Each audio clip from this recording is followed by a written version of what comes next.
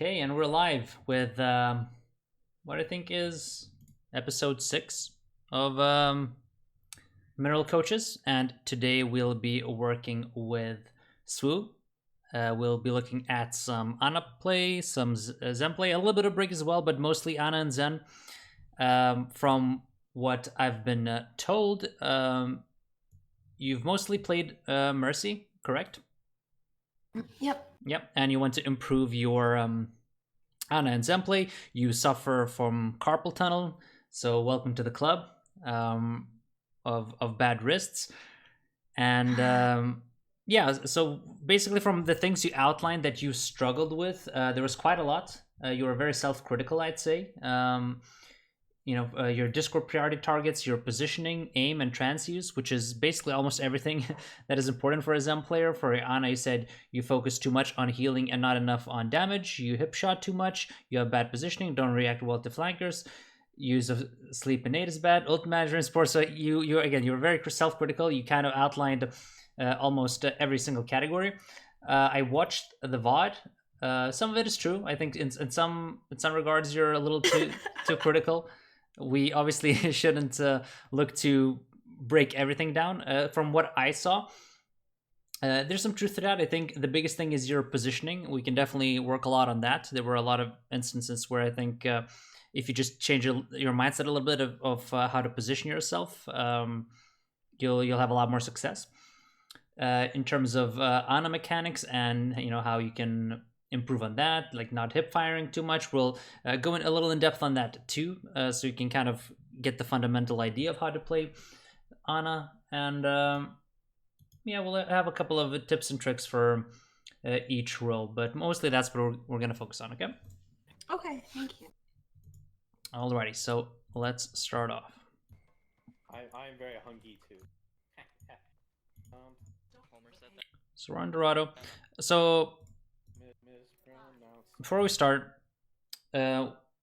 whichever support hero you pick, how can you easily do you go into the game thinking, okay, this is what my job is gonna be in terms of if you play Ana, like what is your job gonna be here? What do you need to focus on? Helping our Genji and taking care of Winston. Mm-hmm. So in general, like when you go into the game and you look at your team's composition, what is critical that you think about before the game even starts? What that can help you like really set these priorities in order? I look at my co-healer first, and I try to see what we lack as a healing team. So in this case, Moira can take care of a lot of the close targets, but a lot of the fast dive, like if Winston jumps in first or if Genji jumps in first, I know that's my kind of focus on healing. Exactly, perfect. So you're very, very well aware of that then, because obviously she is very limited, especially on a map like Dorado Defense of where she can heal, and you have to take care of sort of the long range healing. Obviously, if this is a Zen, then the Zen can take care of the flankers a little more, and then you can take care of the front line a little more, right? But if your Moira can play a little closer to these guys, then obviously your focus shifts as well to taking care of these guys. And the same thing for Zenyatta. If you pick Zenyatta, your focus shifts. If you're playing Ana and this is a Mercy and you have a Pharah, obviously you don't really focus on the pharmacy. They're pretty self-sufficient. You focus on healing pretty much everyone else. If you're, say if you're Zen and this is a Mercy and you don't have a Pharah, then obviously you have to take care of the Mercy a little more. And it just shifts constantly. So something to keep reminding yourself of so you don't lose track of that. I think we'll see some situations where that would come in handy.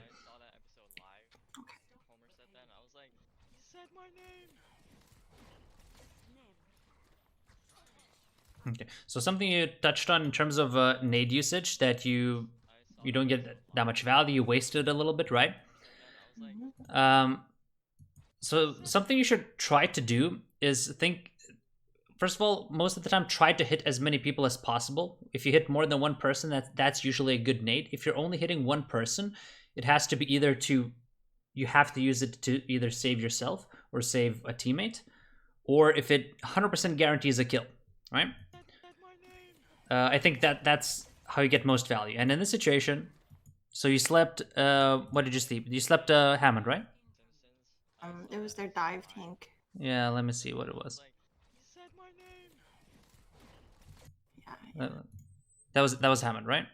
Yep. So you sleep a Hammond, and Hammond who hasn't used his E yet, so basically he can tank like 1,300 damage. So even if you nade him, unless you can sort of chain CC him off of this, you can't really kill him. So it's not really worth to use the nade here, especially since your McCree is behind you, so you can't even really chain CC him. So this is sort of a situation where, you know, is this a kill we can 100% secure? If not, I should probably hold on to my nade. There's probably going to be a better opening a little later on. And even, especially since this nade is super hard to land, like you have to kind of hit it through these little windows.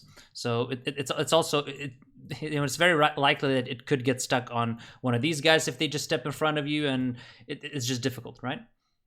I agree. Mm-hmm. Now, just so we understand a little bit of theory as well, because you said you tend to hip fire too much. So, what's your thinking process in terms of when do you scope? When should you scope? Have you given that a lot of thought? It generally, for me, it depends on how well I think I can hit the shot. So if it's really far away and it's like Genji or Tracer, or if I really need to hit a shot now, then I will quick scope. Yep, but 100%. Otherwise I just hip shot.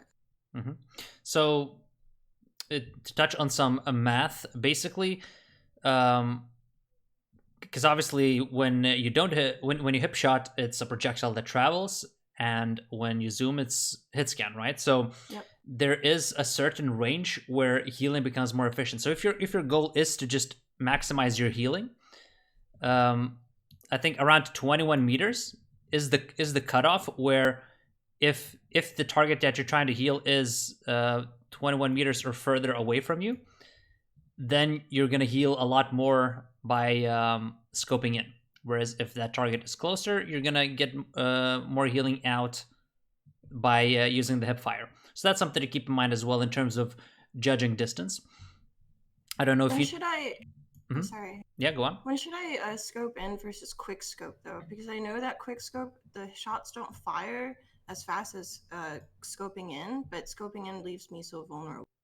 Yeah, exactly. So quick scoping is really, really valuable, and it's because obviously you don't want to be stuck scoped in for too long, because your FOV just shrinks, right? So you don't see anything, and information is key. So I think anytime you have to zoom in and you have to hit certain shots, and especially if you're going to have to hit several shots. So if your Genji is pretty far away, maybe 30, 40 meters away, and he is 100 HP and he's getting pressured, you're going to have to hit several shots. So that's when you probably zoom in and you stay on him. Whereas if maybe he just needs a little bit of heals, then you can quick scope, heal him once, and then focus on the rest of the team. Okay. Yeah. So quick scoping, quick scoping is very, very valuable and something you should probably do more. And even if there's even value in that, if you're healing low HP targets who are close to you. So say your McCree is here. So this is maybe 10 meters away, maybe even less. But say he is 80 HP and he's getting pressured, and he is juking. He's ADing back and forth because he's trying to dodge a threat that is coming in front of him. So you have to hit a shot immediately or he's gonna die. And if you hip shot, if he's ADing, he's basically dodging your heals as well. And in that situation, it's much easier to just quick scope, right? Or just zoom in and shoot him. So even in that type of a situation when you're safe, when like here you have cover, so say your McCree was low and he was falling back like this, he's getting pressured, it's fine to scope in, at least to hit one shot, put him out of critical range, and then keep healing him up.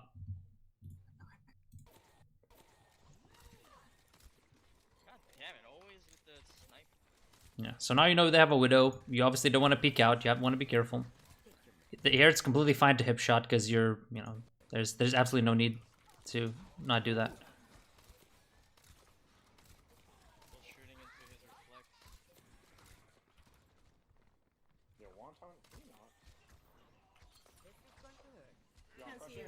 Right, so this is one of the situations, right? So both your tanks are playing within Moira's heal range, but Genji isn't. So the only support Genji will ever get is if you heal him. So even though he's a little bit low, he has his leap. He can easily jump out if he gets too low. Your Moira is there to help him as well. So he's really not in trouble here because most of the opposing team can't really push him. So he's pretty safe. But your Genji, on the other hand, he's trying to take space here, trying to take an off angle. He's probably going to pull a lot of aggro. You're the only one who can really help him. But here is one of those situations where you don't really think about your healing priority, right? It's true.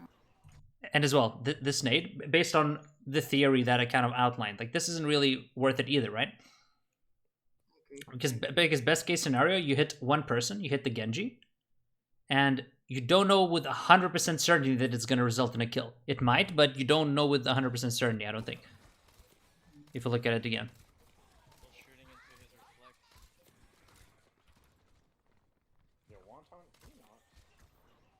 Yeah, so even though you hit him, he still has his dash, so he can still dash away. So you essentially would be trading cooldown for cooldown. So again, one person, unless it's a guaranteed kill, probably don't risk it, especially since the payload is here. And here you have probably potential to maybe peek out through this window and hit maybe a 3-man anti-nade, and that can carry the fight for you. You know, you hit an anti-nade, your Genji dies, gets a free kill, dashes out. There's a lot more playmaking potential with that. So always think about, can I hit more people with it? Okay. Yeah. I agree. And here you actually take a look at him. You're like, oh, Genji, my Genji might need help. I was scared to peek because of the widow. Yeah, exactly. I didn't know where to look at him. Yeah, exactly. And that's fair enough. Like, obviously, you should be very careful because, you know, you don't want to die first because then the fight is just lost. But you could potentially move up here and get an angle on your Genji like that, right? Not peek out on the edge of the window, but just play from there. Like, obviously, you don't know exactly where the window is, but this is a relatively safe position because your tanks, your front line is controlling that. So there's really, unless the Widow is kind of jump shotting or she's playing bottom right, which is like a very uncommon position, you're pretty safe like hugging this wall and healing your Genji like that. Yeah, and he ends up dying, right? But if you're here, you're pretty safe, and then you can even peek out maybe. Maybe if the Widow is back there, you can lob a nade like this. There's a lot of playmaking potential, but you need the Genji to live here. And you actually do kill the Genji, so your nade does result in a kill. But if he dashes out, then, or if he has, you know, dash off cooldown, which he should, then he probably doesn't die, right? So.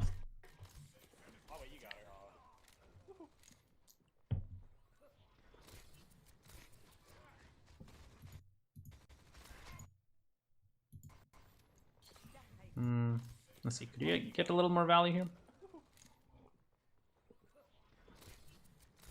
So now your nade's off cooldown. I think this is when you probably look for a nade. You hit those 2 shots. Now it's off cooldown, and now you have potential to maybe hit your Winston and someone else. Then you can heal him up, and he can potentially convert a kill. Because if you nade a little later and he has to jump out, then you might not be able to convert that kill, right? You know, here, like this is a perfect opening to potentially nade and more people. So that's what I think we should look for immediately. My nade is off cooldown. Can I hit several people right now? But instead, you focus on taking another shot on the Hammond, which doesn't really yield anything. Your Winston has to leap out. True. And you do hit it. Thankfully, he leaps out in the air and lands. But you know, if he got even lower, he might have leapt out like that, and maybe you don't convert the skill. Or it's at least a little harder. I need to keep track of my cooldowns better. Though. Yeah, definitely. Like, this is something you should be looking at all the time. Because this also determines how aggressively you can position, how you can play make. This determines everything. Because your toolkit is so powerful, and you know you can do so many things with it. You can carry so many fights by just hitting a good nade. Now, up until this point, we're 3 minutes in. We're several minutes in game, and I still haven't tried sleeping anyone successfully. Well, except for that, I'm not really sure where to hit the sleeps at this range because no one's been jumping on me. Yeah, and you don't need to. It's because this is the thing.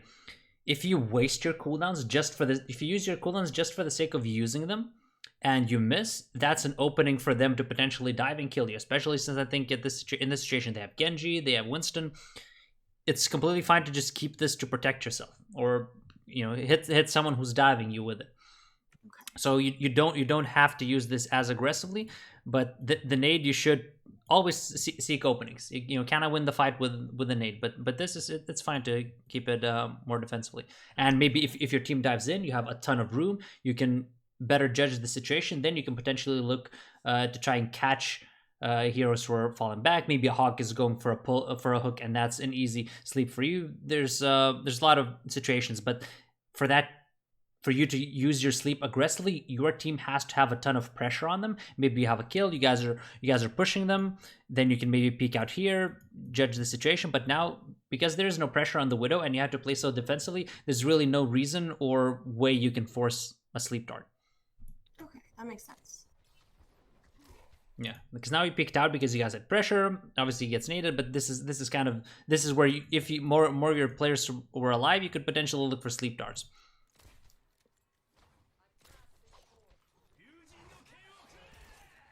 I don't know what that sleep was.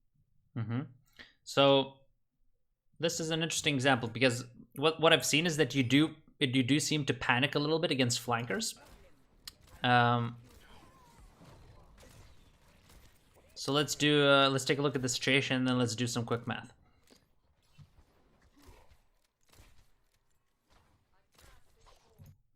So he dashes up. He's going for the blade. Is he really scary right now, considering the situation? Yeah, because if you think about it, you're full HP, right? If he hits a dash through you, that's 50 damage. Every swing is 120, and because your nade is off cooldown, you're essentially 300 HP, right? So because there's no one else damaging you, and you know that no one else can damage you, he's going for this solo play. There's no Winston to follow up and damage. If he goes for you, this is essentially a 1v1. And it's fine for you to even bait him to go for this 1v1, because you're just going to nade the ground on yourself. And then you can tank a dash and, let's see, a dash and 2 swings, right? If he jumps on me, what should I back up, or should I fall down so I can be helped by the Moira? No, I don't. Would that put my Moira in danger? I don't think you need to drop here. There's several things you could potentially do, and again, this situation completely changes if you're not full HP, because then you can't take as big of a risk. But he has to consider a lot of things as well. Like, he's scared of your nade. He knows that if he gets naded, you're gonna shoot back. He's gonna still need 2 swings after his initial swing, so he's gonna have to look for a deflect. And then you can mind game him and hold your sleep, because while you're holding your sleep, he can't really go for those slashes as quickly. And while he's going for you, these guys are going to be able to deal damage to him as well, right? So because you're in this situation, you are kind of the tankiest. Obviously, if he goes for Moira can just shift away, so that's a really bad target. So he can either go for the Widow or he can go for you, but you are sort of the tank in this situation, because you can tank, as I said, you can tank a dash and 2 swings before you die. And if you just buy enough time, then you can set yourself up for a better sleep instead of gambling with it, because that's what you kind of do. You gamble with it, and if you know he's going for you in this situation, you could potentially just kite here. If you kite this way, right, then he can't even, in this situation, he can't even dash through you, which means he has to either dash here and then walk up to you, in which case you can tank even more swings, and then he's screwed, or he has to climb up and then dash through you, but then he's still in that situation. He's wasted so much time, and you can still tank 2 swings as long as you just nade your ground. Nade the ground, right? So there's so many ways where you can outplay him, and you really don't need to be scared of him when he's going for the solo play, and you have both your cooldowns and your full HP, and you have high ground. You can hide behind a corner, so you can even dodge potentially the second dash, right? Would it be a good idea here if I backed up past the wall and then I waited for him to chase me? And if he did chase me, he didn't at this point, but I thought he would. And then I slept him, or would a good Genji deflect immediately? Because I didn't know if he had. I knew he had deflect. Yeah. Well, this is what you have to understand. You know he has deflect. He knows you have the sleep. But you know mathematically that you're in no rush.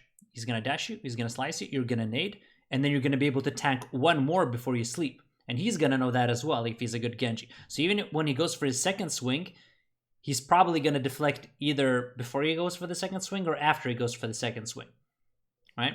Oh, okay. So you have a ton of time to work with here to find potentially a good sleep and buy a lot of time. And you're also going to be shooting back at him. So say if you just hit one shot on him here and you nade yourself, then you basically can't really tank any more damage. You might even win that duel before you even need to sleep him if you're just fighting back. So yeah, but again, you can kite backwards as well. You can kite this way. There's a lot of different things you can do, but you don't have to be that afraid of him when it's in a situation like this. Okay. Thank you. I think I panic every time they jump on me, so I just nade too early. But I just should save nade for the dash or the initial hit. Yeah, exactly. As soon as he goes on you, you just nade the floor, and that also means you have to have good positioning and judge distance well, and we will actually touch on that. There's another good example a little later on where we're going to touch on distance. But yeah, that's why I said if you back off this way, it can almost be better, because if he dashes you, he most likely hits the wall, right? Let me see if I can explain this. Oh, after his dash, you mean? Yeah. So when you're here, if you're backing off this way, if he dashes a second time, he probably hits a wall, and that's much easier for you to nade. Whereas maybe if you say you position yourself, you kite like this, you're positioned where you are right now. Maybe he just climbs up and dashes through you, and in that situation, you would end up where he might be behind you, and you might not nade him, but you have to still nade yourself.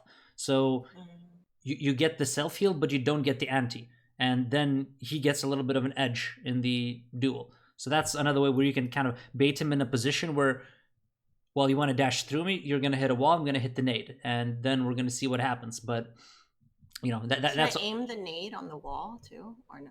Or at his feet? Yeah, you should always aim it either at a wall or feet, but you should always... Well, whatever surface you can hug so that he can't deflect it. Because if he deflects it, then you lose. Which is why you want to try and bait him in so he's right on you. And then usually you're going to nade the floor, but obviously there are situations where you can nade the wall as well. It depends a little bit on how this plays out, but I think if you back off like this and he dashes up and he's a little bit above you, it's fine to nade the wall as well, because you're going to hit yourself and you have a higher chance to hit him in case he kind of double jumps above you. Cool.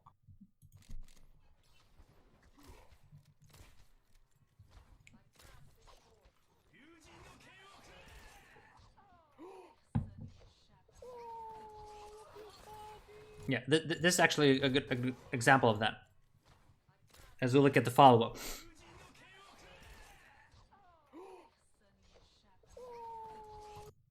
You know, so now he dashed through you. Right? So in this situation, you always want to try and hit him with his nade too. And you nade where he's already gone. He's all the way there. So you should turn around and try to nade closer. If you're critical and you have to nade yourself, you can nade around there. But you also still have a little bit of time. He's running out of Dragon Blade. Even if he still has a swing left, it's like he maximum has one swing left, if that. And again, if no one else is shooting you, which I think in this situation no one else is shooting you, you would still be down to 30 HP. And then you would be able to nade yourself. Then you'd be back at like 130, and you still have room to outplay while he's stuck in the animation, like when he's putting the sword back.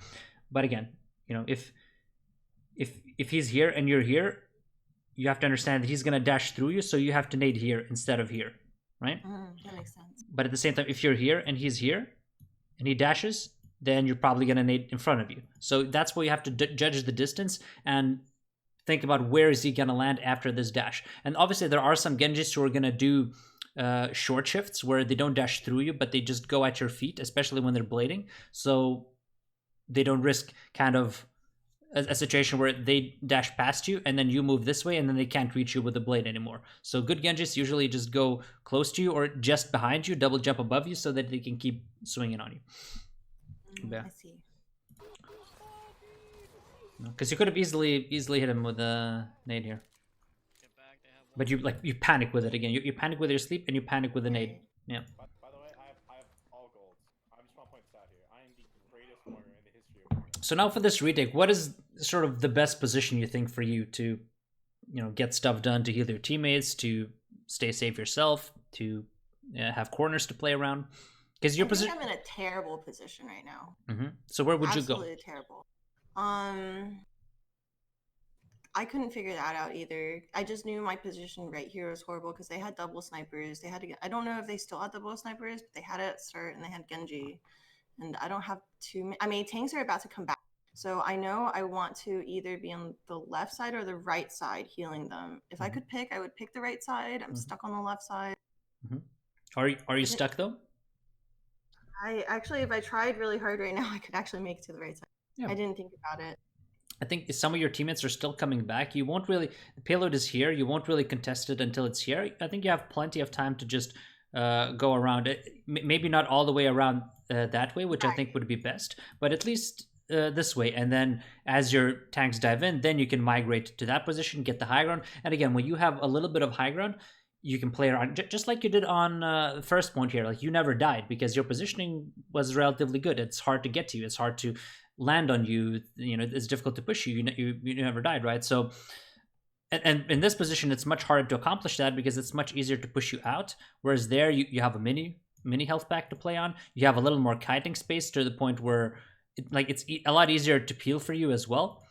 You have a little bit of a high ground. You can potentially move into that little window over there, maybe hit an 8 to clutch it if you have time, if your team is healthy enough. There's just, your playbook opens up so much by trying to take that position. And I think in this situation, you do have the time to potentially go there. So always try to seek high ground positions honestly with every hero, but especially with Ana, because as you well know, it's much easier for you to land your skill shots when you're playing above someone, especially multi nades. Because if you're above someone, it's much easier to hit on multiple people. Whereas as you saw, your first nade, very first nade when you slept the Winston, there's a very large chance of that getting blocked because there's a bunch of people in front of you, right? But if you have high ground, you can aim it a lot easier. So that's something you should think about as well when positioning yourself.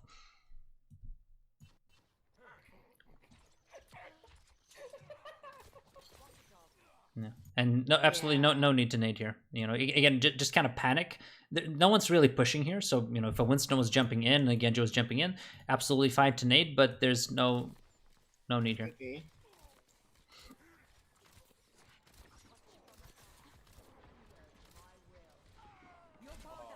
Yeah, see, like the entirety of your team actually left you, even though they made the rotation very late. They still make it there, and they started the rotation now.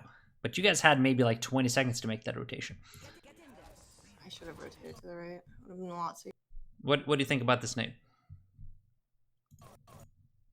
Horrible. Based kind of on the concept that we discussed, why is it horrible? I didn't achieve anything with it. Not a kill secure, not a peel, not a lot of targets. Yeah, so what you accomplish is that she has to fall back a little bit, and you get to heal. But again, that's very low impact for what this ability can do. And again, biggest situation is you're kind of forced into this duel, and you almost have to nade here because of your positioning. Because if she duels you, she has a trance to fall back on. Like they have a trance going there, right? So you almost have to nade her and force her back so you can actually do something. But again, if you're in that position, there's no way you're even forced in this type of a duel, in this type of a compromise. But yeah, like I say, in general, you just need a singular person. You can't really necessarily convert a kill on it. Whereas here you can potentially maybe hit both of your tanks and one of their players while the trance is going. Maybe you can kill someone through the trance. There's so many more options that open up that you can carry the fight with if you just manage to use that ability a little better. And also what this does, like now you've split up with your team. You know, if you're here, you can help him, you can help him, you can help him. But now you're in. Now, if I'm looking at this screenshot, I'm like, holy crap, what do I do? I don't have a nade. I can't really burst heal these guys. This guy's getting pushed. What do I do? You know, whatever you choose, you're kind of losing because you can't really save anyone. But again, you go here. You still have your nade. He goes for this dash. You nade both your McCree and the Genji dies, and you win. You know, there's just so many things by taking a bit of a high ground, having corners to hide behind. You know, if a Winston tries to jump you, you can easily kite in there so that he doesn't get the leap damage. Again, so many things that open up, but you know, this dilemma has been caused by you not making that rotation. I completely agree. Being here, looking back on it, completely ruined me because they have so many sightlines on me. Like later here, I advance into the little room, which was the worst idea, and then I get flanked by them. Yeah, exactly. It's very difficult for you to because if you think about it in terms of map control, so when you are retaking, now it's very difficult to decipher where's your front line, like what kind of map control do you have. Whereas if all of you retake through there, maybe one person goes through there like a flanker, but your tanks jump up and you maybe control this line. You know, your back line is here, your front line is here. This is what you can control. That means no one can really come behind you, which means this is safe. This is safe. You have so many, you know, this is safe. You have so many kiting paths in case they make the first move. And then there's counterplay. But yeah, like you say, now like you can get shot from there, from the back, from there. You know, wherever you go to heal, you're gonna expose yourself to getting killed. So. Actually, I don't mind you in this situation already. I don't mind you going into their little room because they have a widow, and that's in this situation. That's pretty much the only place you can go that's kind of safe.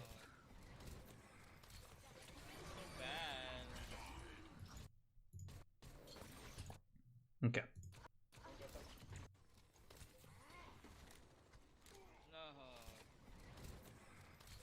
You know, in hindsight, I should tab a lot more than I do.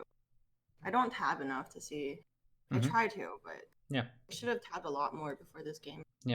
Yeah, because your initial response to why you didn't make the rotation to high ground was, well, I don't think I have time. But again, if you did press tab, you'd see that, oh, this guy is just coming back. I have plenty of time because we won't fight until everyone is back, or at least we won't fight until everyone is close to being back.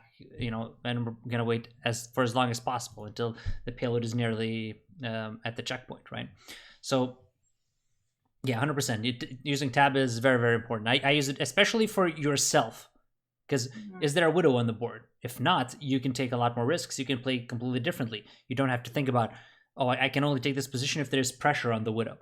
But if there's no widow, you play completely differently. You play differently if there's an Ashe. You play differently if there's flankers. You know, you have to watch your flank a lot more if you're playing against flankers. Whereas if it's like double sniper, it's different. Then you're just dodging their sidelines, but you don't have to worry about your back as much.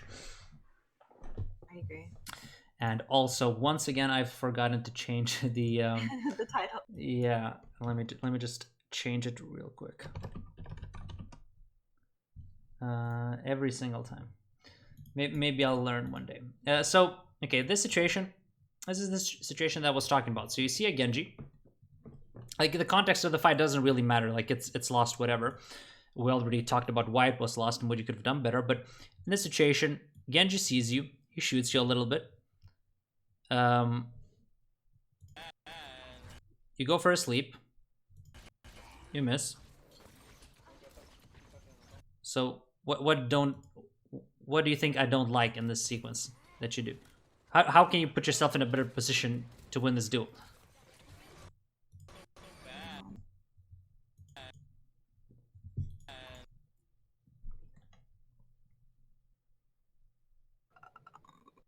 You're not in a good spot, but you can do something a little bit better. And if you understand this concept, then you'll be able to win a lot more duels against Genjis. I should have well, I know that Genji has to come in that door to get me. And then if he comes in that door, he has to do something predictable, either dash through it or kind of hop through it, I guess. I should have waited for that moment to sleep him. maybe. So And then I should have not used. Wait, no, I'm 110 health. Mhm. So I guess I had to use the nade, but I had to nade him in if I naded. So you do want to ideally you want to nade yourself and him, right? That's the best case scenario. Can you go to the drawing room? Can you see what I'm drawing? The other thing. Can you see what I'm drawing here? I don't see what you're The Aggie IO, the other link, not the review, but the other link that I sent you. Yeah, okay. Can you see this? Mm-hmm. Right. So if we think about it like this, if this is the Genji, and this is his max dash range. If he goes for a max range dash, this is as far as he gets. Can you show to me where? And you know he's looking at you. He's gonna go for the duel. What is your optimal position considering this this graph? Like where would you position yourself as Ana? Here. So if we think if we think about so if you're the blue dot, if you're the blue dot, and this is the aura, you know, if you say if you nade yourself, this is approximately the area of effect, right? So you want to position yourself in a way where if he max dashes, you'll be able to hit the nade on him as well. So obviously if he goes for a max range dash and you keep max range, you'll be able to accomplish that here, right?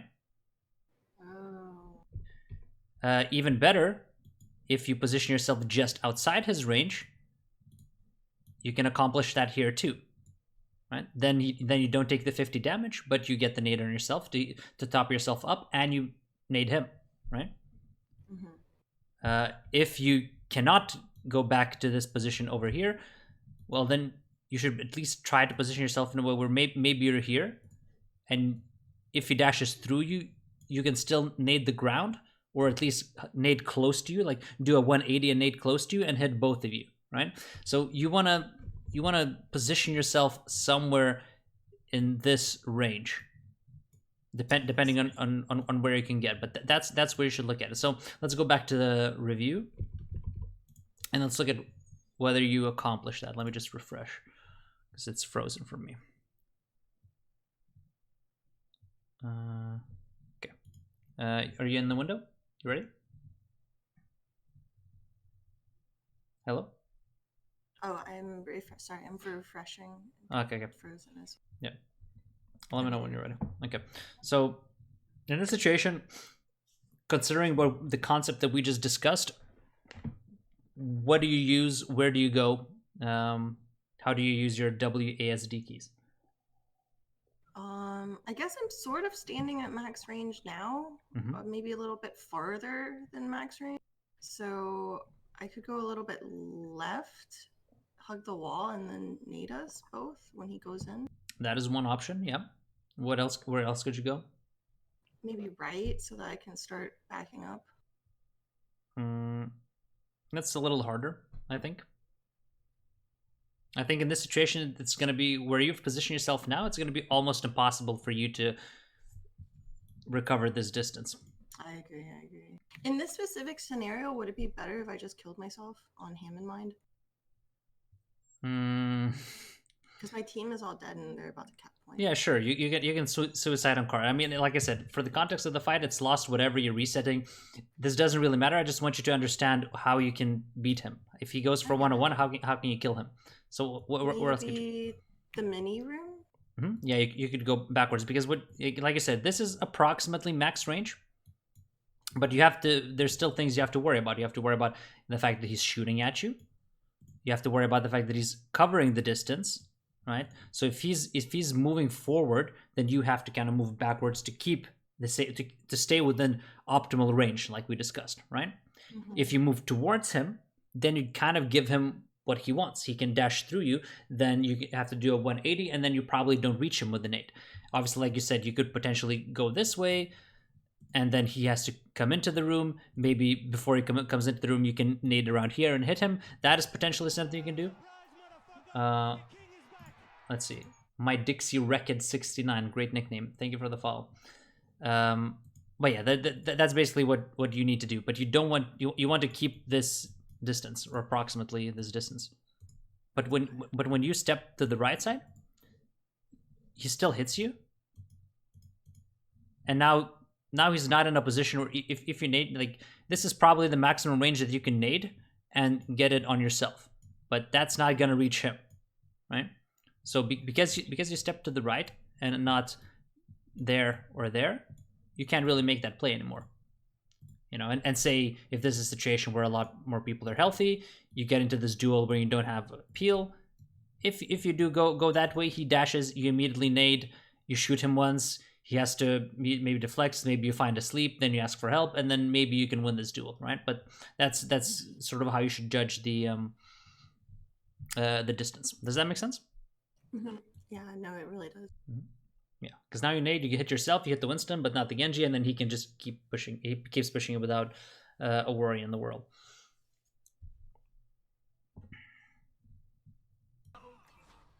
Yeah, that was just very unfortunate. Surprise, motherfucker! The king is back! Schmeckel boy, thanks for the follow. So now we go Zen. Yeah, can't play Kree without a shield. You just lost one person. Dude, she doesn't reload though.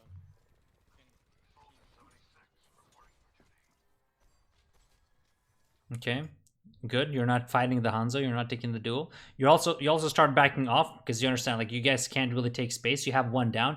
Your diva is losing ground up top, so at any point someone can pop out there. They can push this corner, so you have to go back to the next corner and wait for a proper regroup. So Yep. That's smart. And you're using cover, so even if your diva gets pushed off, you can still hide over there. If they push here and they hit you with something, you can still hide behind this. So you have a lot of options. So good positioning initially here, considering the circumstances.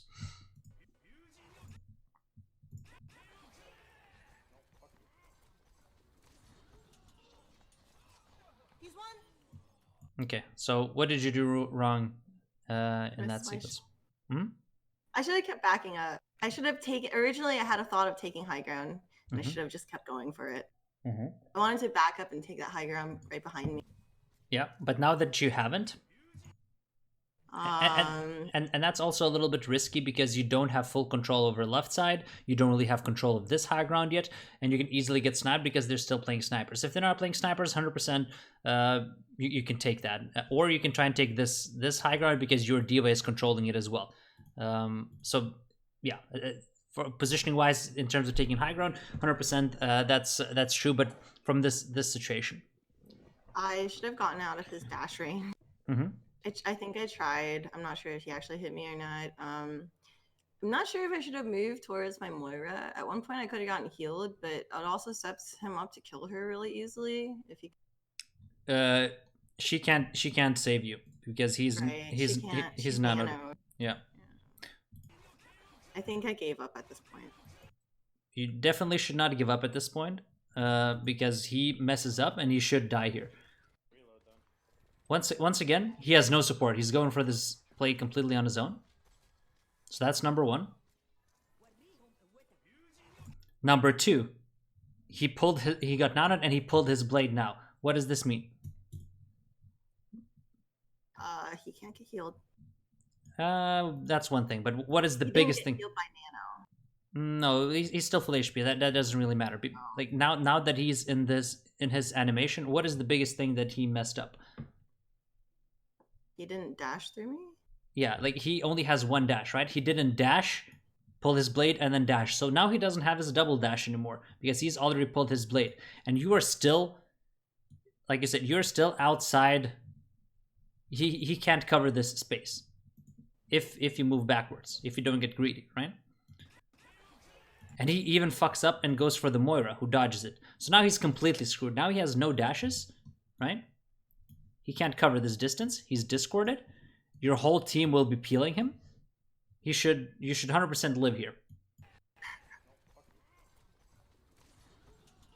But what is it that you do wrong? Back up in a straight line. Yeah, no, that's what you should do.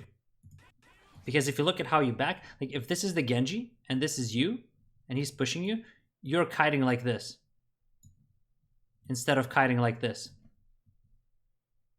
right? Oh wait, so I was doing it okay, or I wasn't? No, you weren't, because he should, Okay, in that that's what I situation, thought. he shouldn't be able to cover the distance fast enough, because this, you know, again, like if this is the Genji, he's moving forward towards you.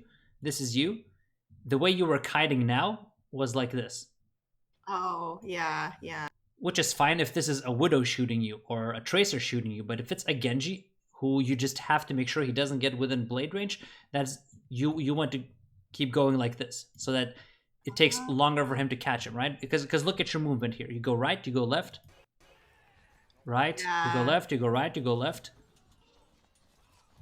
And he just barely gets you with like 10 HP. Oh, that's right. That's right. I didn't even think of that. Yeah, boom. Just a straight line. Like in this line, and you keep shooting him, and you just keep moving in this line, and there's no way he catches you. Thank you. That's actually a really good point. I wouldn't have thought of myself, Mhm. because I always thought like, oh, you shouldn't walk in a straight line. They're gonna shoot you, kind of mentality.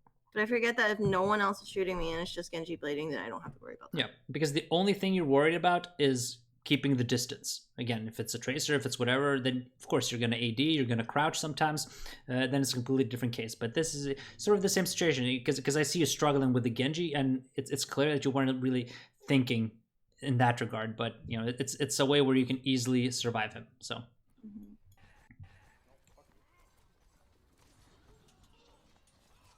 He's one.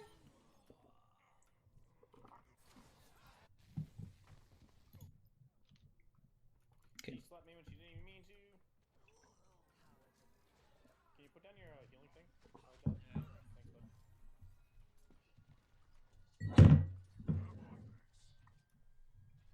Who took all damage from me? Which one of you did it? Okay, so what is it that you do wrong here already? I'm not taking cover. Even worse than that, the cardinal sin of Overwatch. I'm peeking while I'm holding right click. No. You have to peek it to hit the right click. That you know that's fine. I have low ground. Yeah. And I'm by myself. Yep. 100%. You know, you're Should've coming back here. backed up. She slapped me when she didn't even mean to. Can you put down your healing thing? I should have taken the high ground, either left or right. Fight is over. You have all the time in the world to position yourself in any way that you want. Immediately, you can take the high ground, and you're much safer. But now you don't really do that. Who took all damage from me? Which one of you did it? Especially if you think about it, if you get in trouble here and they're playing flankers, say they're playing a Sombra here, who can ever save you, right? If you get pushed by a Sombra. Obviously, your Moira was playing DPS Moira, so you can't rely on him helping you. So your biggest friend is the Diva, who can Matrix you. Right? And if you're playing here and you get pushed, you're gonna kite back in that way. She can't catch up to you and help you. So you're just putting yourself on high ground. So you lose one of the biggest advantages of the defense on this map, and two, you're isolating yourself to the point where you won't be able to get help.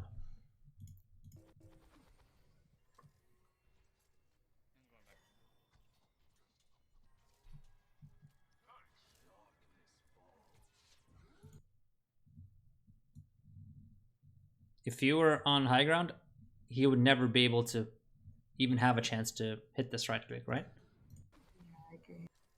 You would be able to peek and hit him, but it would be very, very, very difficult for him to peek and hit you. And even if he hits you, well, you just hide, you regen, and you're good. You can still help your team, right? I agree. It's usually at this point where I notice that I'm in a horrible position, but like you're right, the time that I should have been taking a good position, I didn't think of it. So now I'm regretting it. So to counteract this, all you have to do is fight is over. What is my optimal position? Immediately as you see the fight is over, first point, you saw that you lost, you backed out. Immediately, what is the optimal position? Because you saw that you have plenty of time to reposition yourself. Same thing here. Fight is over, we just killed them all. Where do I go? What is optimal pre-fight positioning? Based on the payload position, based on the map, based on my ult, their ult, all of these situations. And usually it's high ground. It's not always high ground. So In this situation, we agree that the optimal position is definitely high ground considering your composition, their composition, payload position, and everything, right? What are the situations where, as a Zenyatta, you wouldn't want to go high ground? Let's say... Against double sniper. Yeah, so... Yeah, that's a good example. But that's also a little bit map specific. So even if they have double sniper here, you still probably want to go there, right? Like, it's still better than playing here, isn't it? Because they're hiding outside your LOS constantly, right? So what if they have a double sniper and the sniper peeks there? Well, you're zone out of the fight. You can't help anyone. You can't shoot back at anyone. You can't orb these guys or that guy or anyone. So by Widow just standing there, she doesn't have to do anything. Just by standing there means you're out of the fight. Correct? Correct. Yeah. So still, that is probably, in that situation, still the safest position for you. But let's say you're playing Hollywood defense, second point. Can you think of a situation where it's not good to play high ground?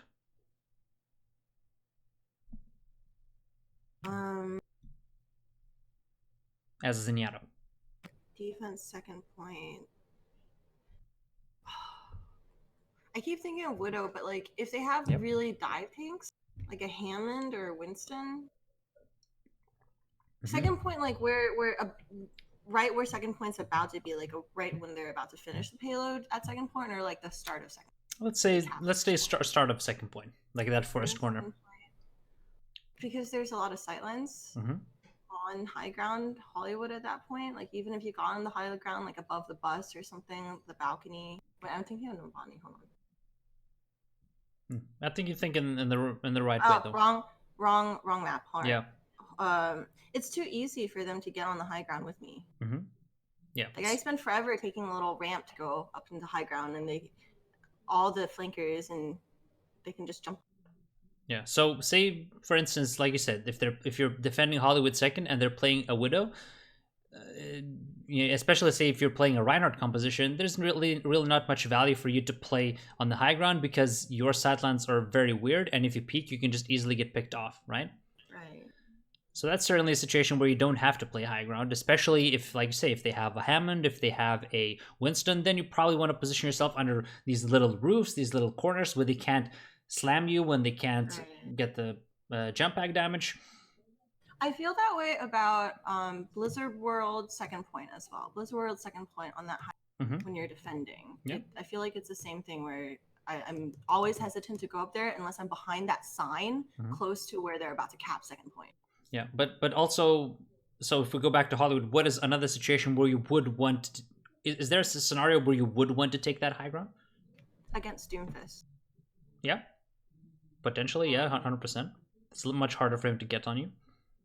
If they have no verticality, so if they're going goats or something, I wouldn't mind taking high ground. Yeah, 100%, correct. Also, if they play a Tracer, for instance, if they kind of play, if they don't have a Widow but they have a Tracer, the Tracer can't get to you. And Tracer is your biggest nightmare. You have to focus on your flank if a Tracer is in the game, but if you're playing that high ground, the Tracer can't get up there, you're completely fine, right? So you always have to think, I'm going to default to high ground, but is there anything that's stopping me from taking high ground, or is it really the optimal position?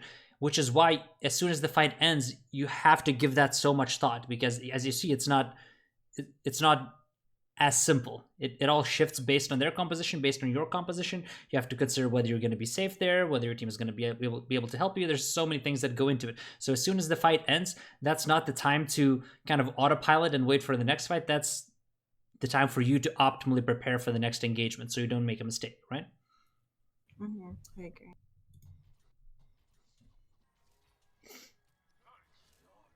And it's also the same thing for your, like, in terms of your value to the fight.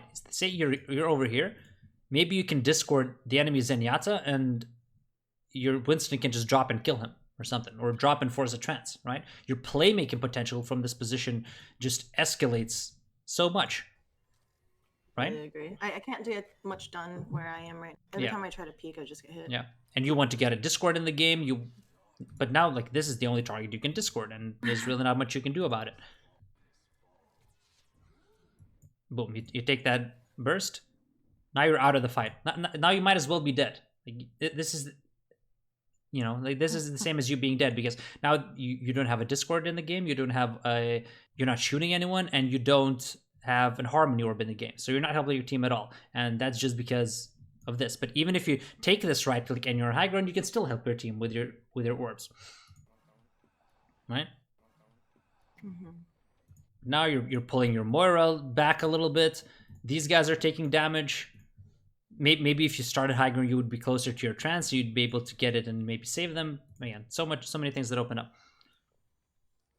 Flanking us? Now the Widow is flanking, so again, you're stuck in a really terrible spot where you've zoned yourself out, so your team is losing the fight here because you didn't contribute to the fight, and also where you don't really, now you have to kind of rush and take that position. Maybe if you were there, you could kite into the house and maybe someone could contest her, and then you could drop and go this way. Again, there's a lot of things that open up for you if you start on high ground, because you can drop at any point, but you can't go up on the high ground as Zen. So, which is why it's very important that you spend every minute, every second between the fight to take optimal positioning.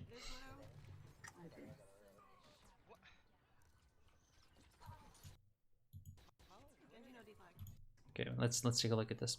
I think it's Widow. It is Widow. Good orb usage here. You put it on a Genji. You see that Moira is with the Winston. So again, if Genji is 50 HP, and if he's missing 150 HP, and your Winston is missing 150 HP, and he's 350, then there's so much more value to put it on him, because him being 50 HP and getting orb and getting up to 200 has way more value than this guy getting up to 500, right? Because again, if he's 50 HP, he's out of the fight until he gets heals. So priority number one is to get him back into the fight, especially when you see that the Moira is healing him. So good orb usage, and that's how you should try to think. Like Genji with orb can do 50 times more than he can without an orb. So, and you should always pay attention to who your orb is on. You never want to go through a long period where your orb is on no one.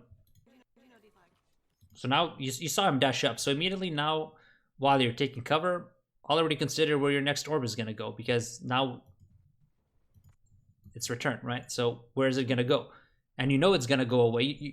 As soon as you put it on him... Oh, crap. I went back too much. Yeah, I knew it wouldn't last long on him. Is this that situation? Yeah.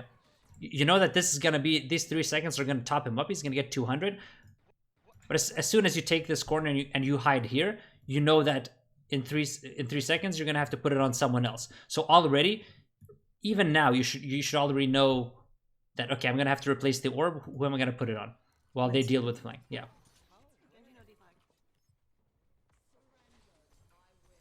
You know? But you're just shooting. No one has the orb. I should have put it on them. Yeah. I'm in such a... Yeah, no, I shouldn't peek that. I shouldn't have peeked so far. Mm-hmm. A good Zen would have just shot right there. Yeah.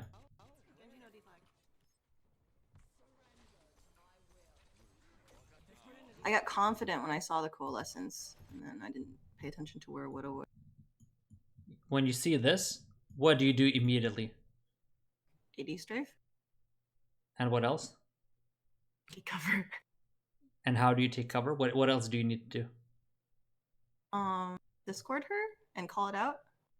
If you have the time, yeah, but to further enhance your chances to survive this, because now she missed a shot, but the next shot is coming within a second or two. So how can you enhance your chances of survival even further? Shoot her back? No. You don't. At this range, you do not shoot her back. If she's here, and you can, crouch spam and AD, then you can maybe win. But at this range, you do not take the duel. Then just run away and hide. Mm-hmm. But how do you run away and hide?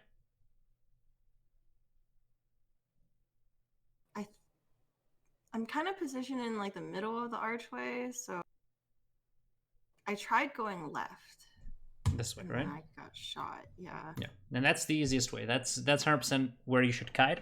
But I'm trying to see if you can think of the other thing. But I don't think I've seen you do this. So I'll just say what I'm kind of referring to. And you should immediately, as soon as that shot comes out, you should be going that way, and you should be immediately be crouch spamming, and you should be looking down on the ground and away from the widow, so that you don't expose your hitbox. Oh, hide my head. Exactly. So as soon as you see this, you're like, oh shit, I have to hide. I can't take this duel. These guys will deal with hers, but until she has this position, I cannot. I have to take cover. So as immediately as that shot goes out, you start going that way. You turn around, put your head on the ground, and even if she hits you, it's going to be a body shot, not a headshot, and you're going to live. Oh, okay. Right. No, I should have. Oh my god, I don't even think about this. Yeah. And that's something you have to do against Widow all the time. And it's something, even if you look at how Winston's play, say if the Widow is here and your Winston is here, if it's a Winston that is very skilled and knows how to play Winston, he will leap, and mid-leap, when he's here, he's going to turn his butt at... Yeah, turn his butt around. Yeah, so that he doesn't get headshot. Because if he gets headshot, then he can potentially lose that duel. And if not, then he immediately reduces the damage that she can deal with the first shot by half. So, and that's something you need, everyone needs to adopt. Including you do that when you're if you're fighting off a flanker as Zen, let's say you're fighting against a Genji, right? Mhm. And sometimes pro players, I'll see them dip their head at the ground between each. Is that actually a viable strategy for non-pro? For Zen against a Genji? Yeah, let's mid-duel? Or let's say McCree. McCree would be a better example. Yeah, if you're dueling them and you're stuck dueling them. Would it be better to dip your head down between each shot so that their chances of landing that headshot go down? No, because if they're in front of you and you just put your head down, it's still going to be very easy for them to hit it unless you turn around as well. Oh, okay. Right? But at the same time, say you're playing Widow and you're getting pushed by a Genji, and you miss your first shot, he goes at you, and you know that you will lose this duel. You cannot take the duel. He has all the cooldowns, but you're gonna get healing, or you're about to get healing. Then it's completely fine to turn around, AD crouch, just like what you should do here, and then run away from him towards your healers. Because again, you're hiding your head hitbox. You make sure that he can't hit your head with a shuriken, and that buys you possibly more time to get healed up, and then you can turn around and take the duel when you have the pocket or when you get heals. So that's same thing here. So immediately I should turn around, look at the ground, AD, strafe crouch, and then go towards the wall. Yeah. Okay. Because you're so close to the wall, you probably don't even need to AD crouch. You just have to turn around and then run. Okay. If, say, you are here, then even if you turn around and you move in a straight line, she still has 2 shots. But because you're still relatively close to the wall, she doesn't really have 2 shots. Once she misses this, if you turn around and go immediately, she maximum has 1 shot, and that's 150 damage, and you survive. So it kind of depends on your positioning. But your initial positioning here is fine, which is why you can still survive this, because you are using cover. Maybe that position in there would be a little bit better. You have a wider angle there, and there. But this isn't terrible. You can still get stuff done from this position. Okay, thank you. Mm-hmm. Yeah, but you did what you said at first. You fought her, yeah.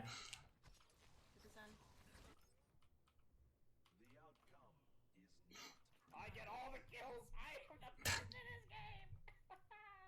Oh, dude, I'm having too much. I have way too much fun as Warrior. I shouldn't be getting away with the things I'm getting away with, but I. Please go that way. Please, please, please, please. I was just trying to catch up with my team at this point because I'm oh, they're all. Yeah, but you're playing this character, and he's very, very slow and very, very immobile. So just let your team do them, because now you end up in the same position, right? Because you end up trying to chase them and get back. Again, if you guys have kills, everyone drops. It's completely fine for you to drop and push, but then as soon as the fight is over, try and go back and get high ground if possible. Unless, again, if you're playing goats into snipers, you guys are holding that corner, it's different. But with these compositions, especially since they have Tracer, 100%. You gotta calculate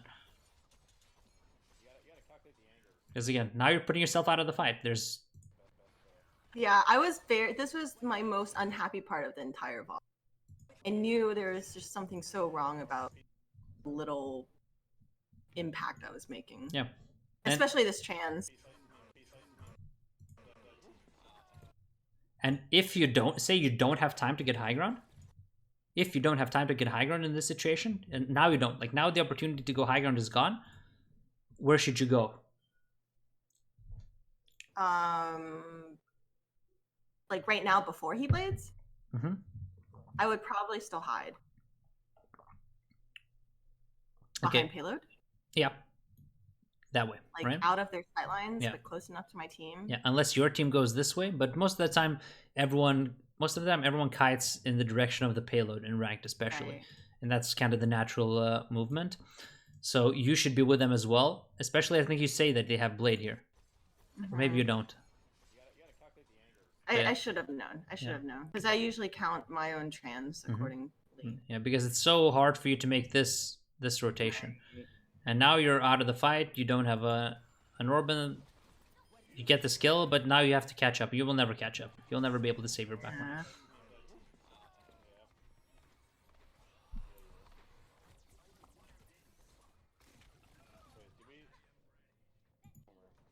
Okay. At this point, I give up. Yeah. As soon as I see Genji Tracer on me like that, Yeah. and Armora DPS more. Yeah, exactly. You're not getting a lot of support, so I understand it.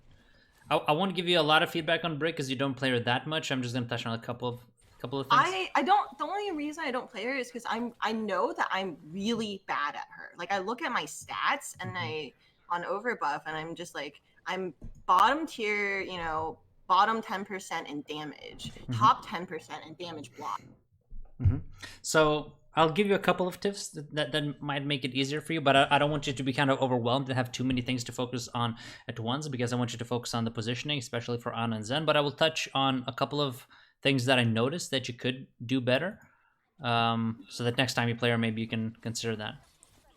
So one of the things is I think you don't use your whip shot enough at all. It's a 4-second cooldown, and it's a very cheap way for you to, like, how would you use it? You know, if you're using getting the tracer away. Yeah, but in general, like not in this situation, just in general, what are your thoughts on whip shot? Like, how do you, what's your thinking process about when you want to use it? Kill secure or displacement. So if they're trying to run away, and I can displace them, like Monkey's trying to jump out, and I can displace him from it. I'll use. So exactly. So what can you do potentially here to him with your whip shot?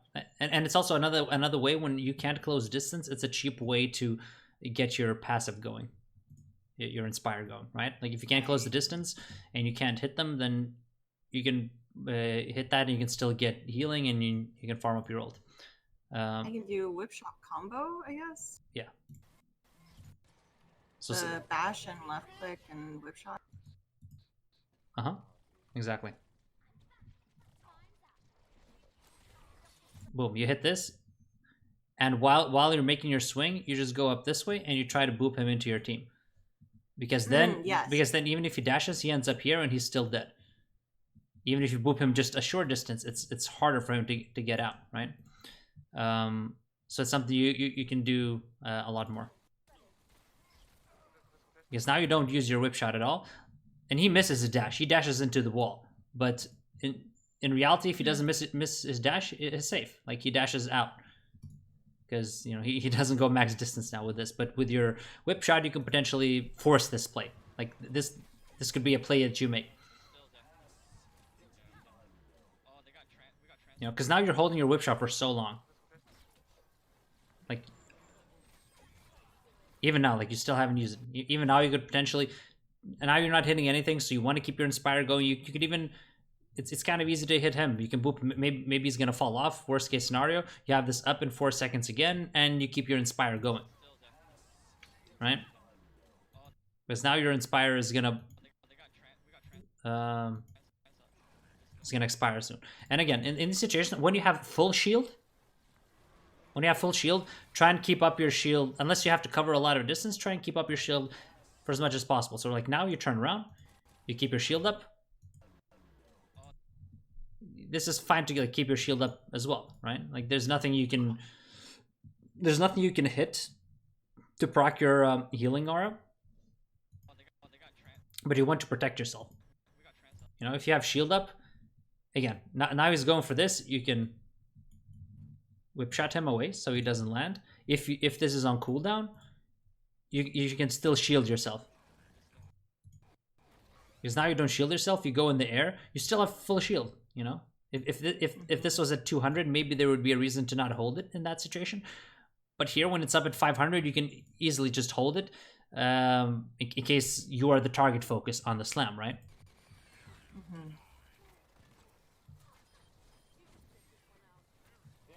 Oh, and that's another thing about whip shot. Also, like momentum change, like for women. Yeah, super important because you can completely mess them up.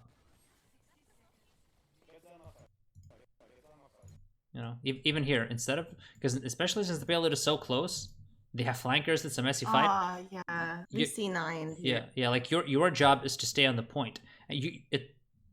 This guy is dead. Like like we talked about, he has no mobility.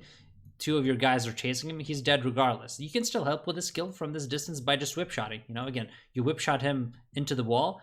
He gets stuck for like half a second, and that's an easier kill. Again, you proc your healing once again. Cheap way to proc the healing, and you help secure the kill without compromising your position. Because when you bash here, like there's no need to bash to secure the skill. Especially considering the circumstances, how close the payload is, the fact that you're an excellent duelist as Brig. But I think if you used your whip shot like once in the last 25 or 30 seconds, and it's a 4-second cooldown, so. We can't see 9 against a Genji Tracer. Oops. What's happening? It froze for me. We lost the. Oh. Is it frozen for you as well? Okay, there we go. No. Is it playing now? It's playing. Yeah. Okay. Yeah. So now in this situation, on the contrary, because the fight is over, you know they've already capped the point. You won't really fight here, right? You won't hold this line. Correct? Mm-hmm. Right. No, we absolutely have to back up at this point. Yeah. Wait, my stream just died. Attempting to reconnect. Let me see. Seems like my upload speed is pretty dreadful. Oh well. Either way, you have to just back off and save the shield, because now you're just kind of wasting shield. There's nothing you can really do from this position. It's too open. You want to try and take a corner somewhere, right? Because you know you fall back and you hold a better position. You don't want to expose your shield here. Because now you're still losing shield. You're losing shield. Now you take this corner. You still haven't recharged your shield. You flash it again. You flashed it again. So now you're at 80. You almost lost it, right? But you had so much time to maybe just take the corner here. Maybe you can help your McCree, your Diva, who are over here. Especially like if a Tracer's going there. If you're just holding this corner with a shield, maybe you can catch him with a double stun. There's a lot of things that you can do. But yeah, you have to make that rotation faster and kind of figure out what your optimal positioning is as a Brig. And you did play corners, but again, now you flash it. You know, you have to really be wary about refreshing it. Now you flash it again. You know, because when you see that you only have 30 shield and you're in that position, if you have bash, just defensive bash and recharge it. Oops. Yeah, So I should have backed up way further here. Yeah, and it could have. It's just you didn't use your bash defensively once, but after that you didn't really use it defensively. You just kept flashing your shield, and you can just recharge it, keep swinging your whip, because that's something as well. As soon as why is it lagging so much? My internet is kind of dying because this is also a thing. When you have your shield down, you can just keep flailing constantly. Maybe something will land in your crosshair and you'll hit it. You know, that's something that pros always do. As soon as you let it down, keep swinging. Someone comes around the corner. If you're holding the corner, you proc your passive.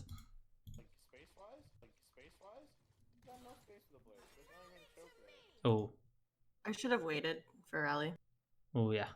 Yeah, 100%. I did it too early. You want to have the full duration and have the full uptick during the fight, because that's where it brings a lot more value. Like it falls off after I think 30 seconds now, so that means rally is way more Mid-fight. Yeah, exactly, mid-fight.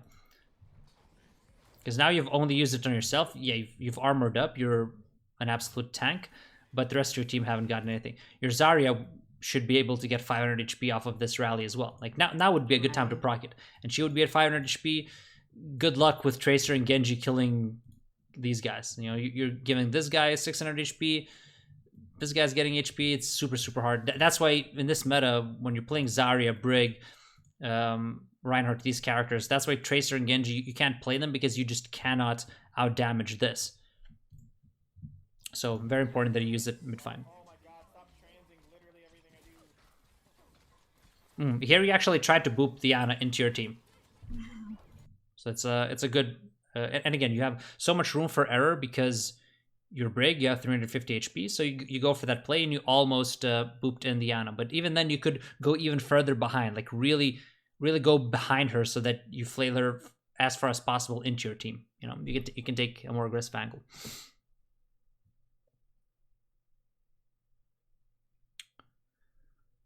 All right, let's see what happens here. See, like my positioning, I'm so used to playing like Ana, Zen, Yep. Mercy that playing Brig.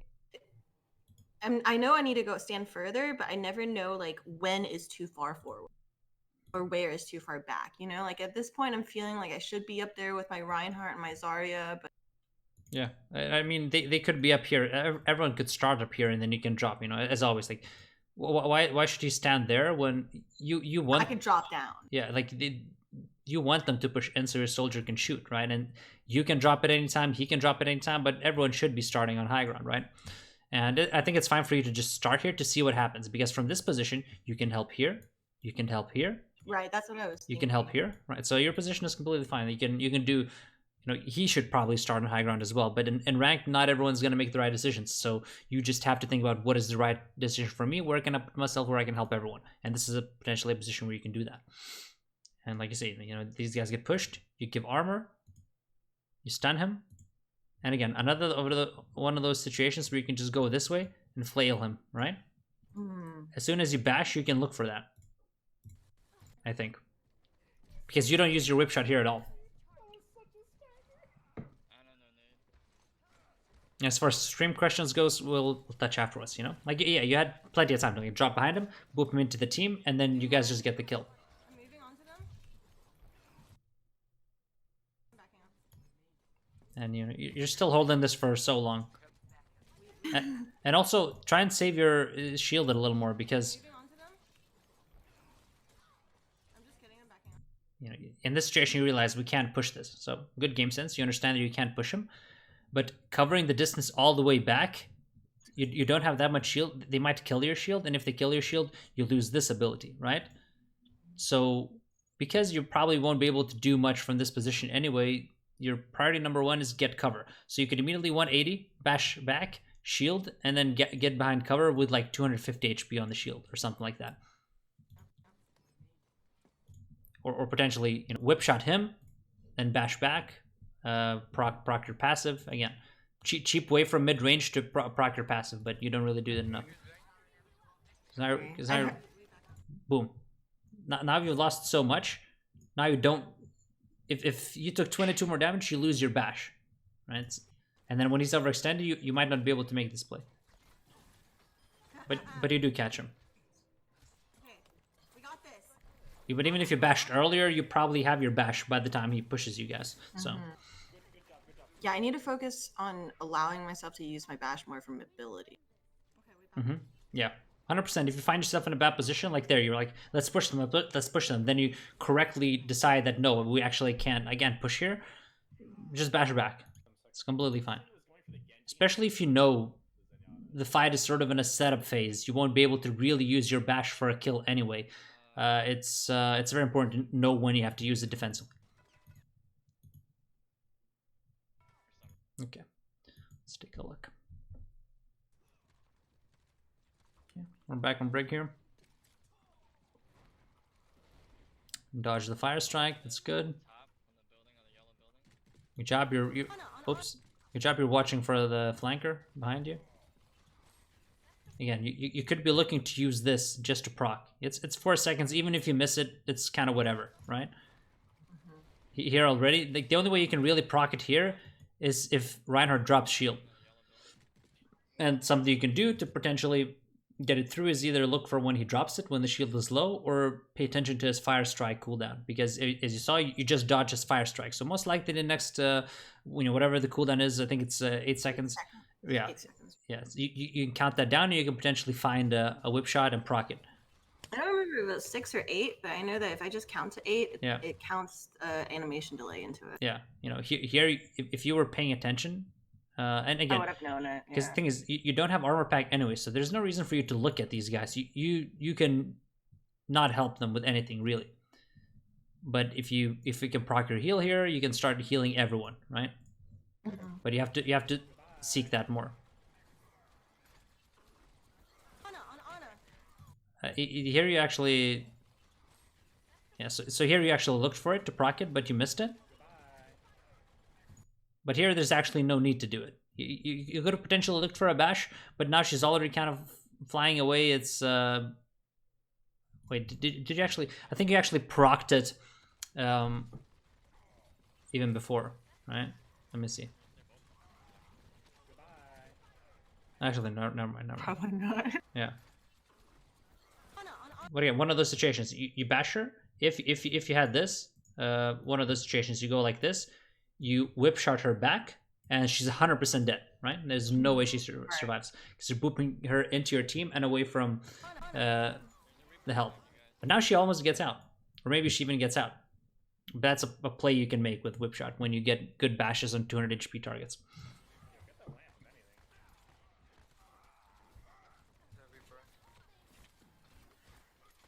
Yeah, here you're good. You boop him away. I think I must have frozen. Let me restart. Sorry? My q.gg froze. Oh, okay. Refresh. All right, let me know when you're in. We're in between fights anyway, so I'll just let it play for a bit. And I'll pause it when the fight starts.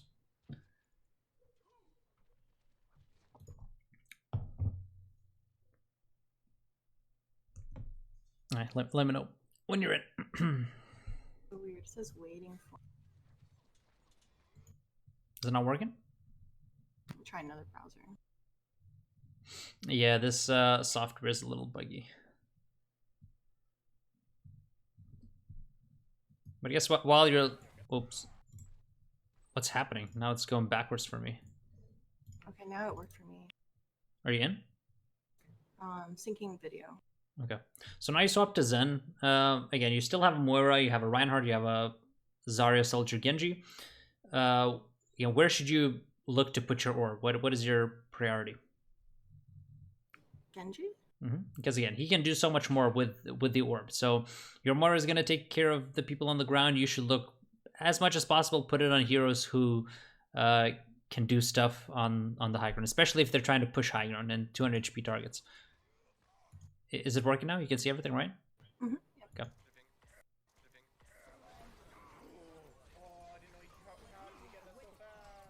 Big slam. We're switching main healer. Just hold back for a second. Yeah, just have to pay attention. You heard the Reaper TP up top. Genji ulted last.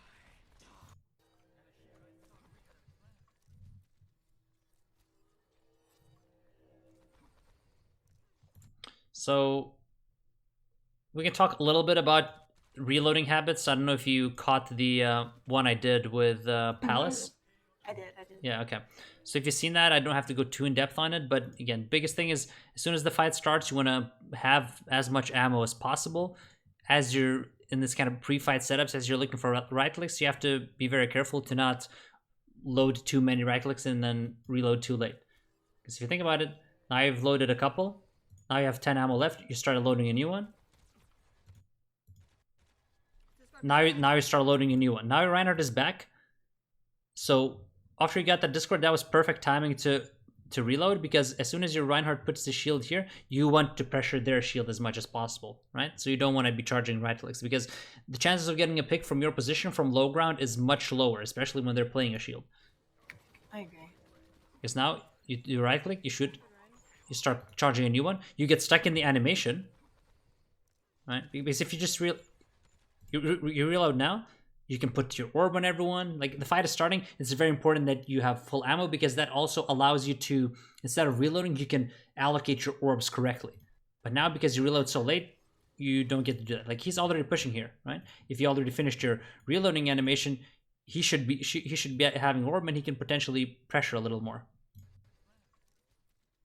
But because you're too greedy with the right clicks, he doesn't get to do that.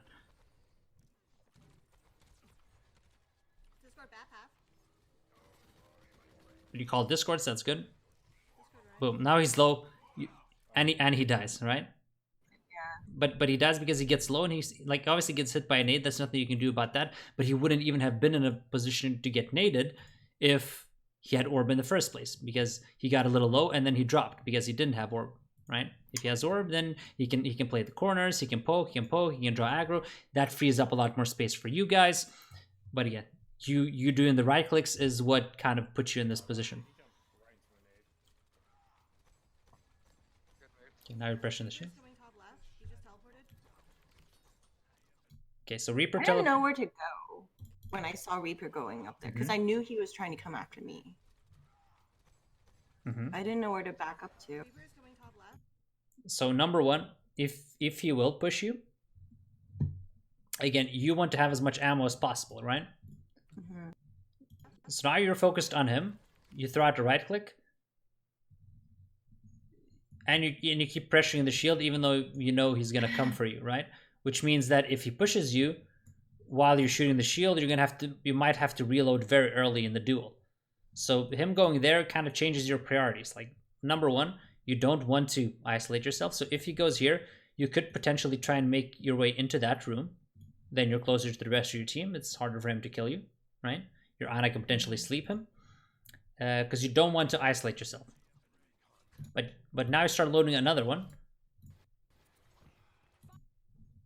Now you heard that he dropped. Like, you could already potentially be there and be hiding next to your team, and then he can never make this play without completely inting. And with the ammo management, because you knew, like, if I play this position, I will be getting into a duel. That's 100% certain. Like, if I don't go here, I go here, I'm gonna get into a duel. So if you're gonna win this duel, you need to play distance, and you need to have more ammo to work with. Because otherwise he's gonna shoot you a couple of times, he's gonna shift, you're gonna be reloading, he's gonna cancel the shift, and he's gonna kill you. Yeah. You hit a headshot, but now correctly, because you can't really distance yourself further, you kite towards your team where your Ana can help. But your pre-fight positioning could have avoided this even being close.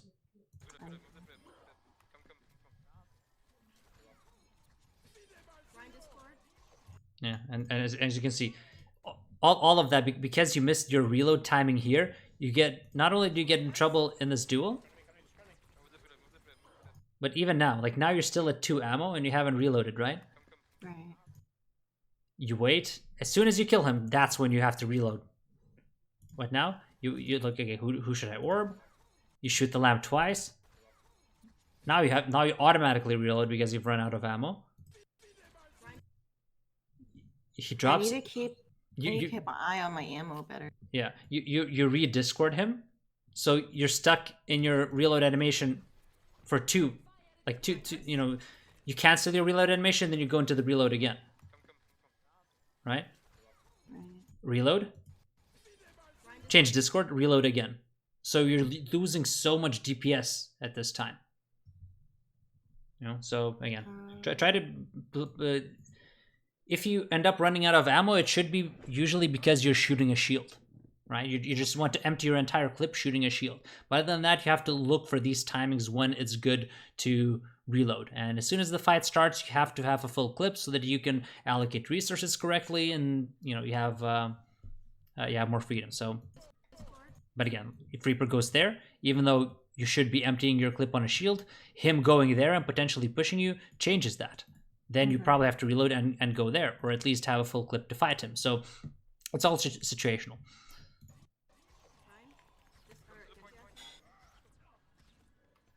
That's good. You keep the orb on the soldier because he's in the duel. Even though someone else is a little more critical, it's important that the soldier has it to win the duel.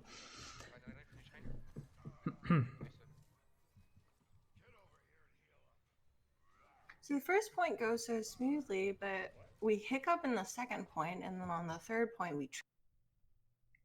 Well, I definitely feel like I could have done things better to prevent it. Well, I wouldn't say it went smoothly because you lost 3 minutes on first point. Yeah. No. Well, compared to the second and third point. So usually, as Zen on attack on these types of payload maps, you're pretty much the bus driver, right? Right. Yeah. So when you capture the first point and there's uptime until like a gate opens, so think Hollywood, think pretty much every single map. Payload, when you capture a checkpoint, the payload is gonna stay still for a little while. So that's time. Even though you are the bus driver, you can move up a little bit and potentially look for angles to do stuff. Because now, while this gate opens,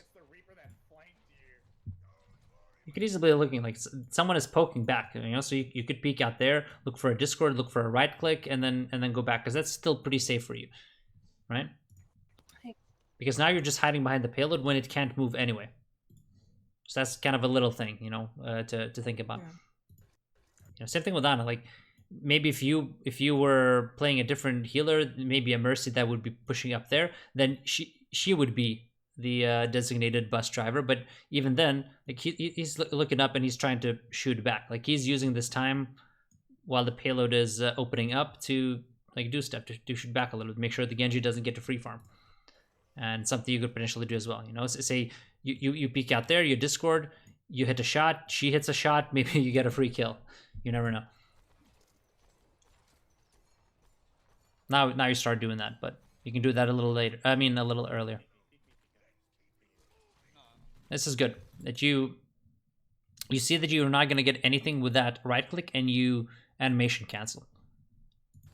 You just do a melee. That's good. It's something you need to utilize more to not waste a lot of ammo.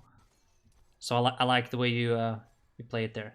Good reload timing. You're not going to get anything done. You're at 7 ammo. You're just about to go around the corner. That's when the next poking battle is going to begin. That's when you reload it. That's very, very good. You were also playing the character that. Oops. A little bit of lag.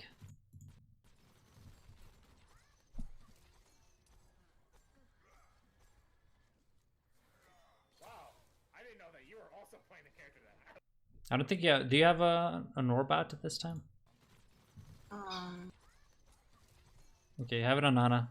But now she's full HP, so he's gonna try and pressure here a little bit. Like, someone is there, they should be getting the orb. She's already full. You only give it to Ana if she's critical or you need to heal her up because you don't want her to self-nade. But as soon as she's full HP, immediately look to, like, honestly, swap it. Yeah, if you ever put it on Ana, immediately start thinking who's going to be the next orb target. That's a good point. Yeah, immediately. Because now it's a complete waste of an orb. Whereas he could potentially maybe do something with it. Even putting it on him when he's purple is better than keeping it on Ana here. Unless she's getting dove. Like if she's getting dove and pressure, then you should definitely keep it on her. Why is it frozen?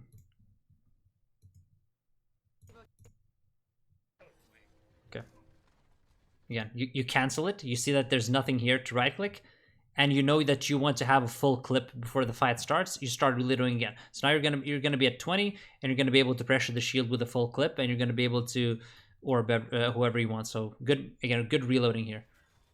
Boom. Orb out, Discord out, and you're free to shoot. And you see you get so much done. And if you hadn't reloaded there, you would be reloading now. You wouldn't be able to shoot her, right? Mm-hmm. So that's why it's so important, because these little, things add up. Oh, crap, I went back. Yeah, I saw your review of Palace. Yeah. And I immediately stopped right-clicking as much. Yeah. And I can see that. Like, your reloads are actually not bad. Wait. We skipped a little bit there. Because even when you do it well, like you can see why it works out better and why you get more value. You get so much done here.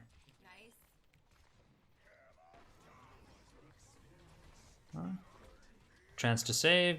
You try to block the pin. Very good. You know that you don't have transfer blade. You call it out. Very good. Good distance against the Reaper. Okay, Genji left side.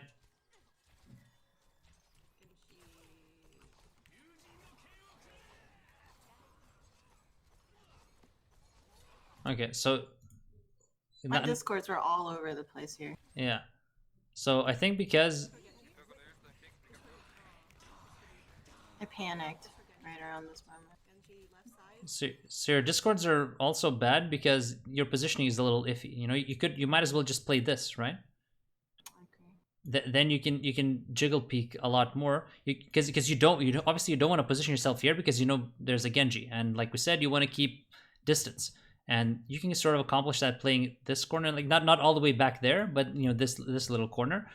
You can still maintain good distance against the Genji. You can still discord him because it's very important that a discord is on him before he even blades. That's sort of how you want to counter it, and you're very aware that he does have the blade here, so. But you put the orb on the Ana, you heal her up, and immediately you change the orb. So very good. You saw that Ana's full HP, and exactly what we talked about you do here. You do get it on him, but again, now you're in a position where you could be a little bit further back here if you just and accomplish the same thing. That being said, he doesn't go for you. So now this is one of the situations where there is a lot of pressure on the Ana. You know, so before the fight, it was good. You put it on her. You immediately move it to the Zarya because your Ana is already full HP and she's not under pressure. But now she's being focused by the blade. She gets a bubble and she's naded. So your orb, like if you switch the orb to her because she's the one getting focused, with the healing buff of the nade, you can potentially help her survive an extra swing. And because he's naded, he's on a very tight time limit because he's gonna have 3 people shooting him, right? So here you can switch it back to her because she's being focused by the blade. Yeah, if it was on her, she would have maybe lived. Yeah, I'm almost certain that she would have lived. Or at least she would have had a significantly higher chance. I was gonna put it on her after the bubble ended, but then she got out of my sight line at that time. You can put it on her immediately as you see that she's the one being focused. Yeah, I should have. I agree. Because even when she got the bubble, she wasn't full HP. So there's something to top up there. And then the bubble timing lets her go up even more. Then she can tank 3 swings if no one else is shooting at her.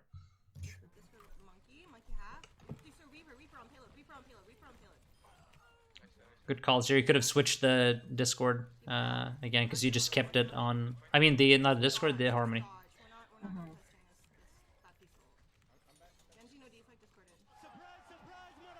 Plexmatic, thanks for the follow.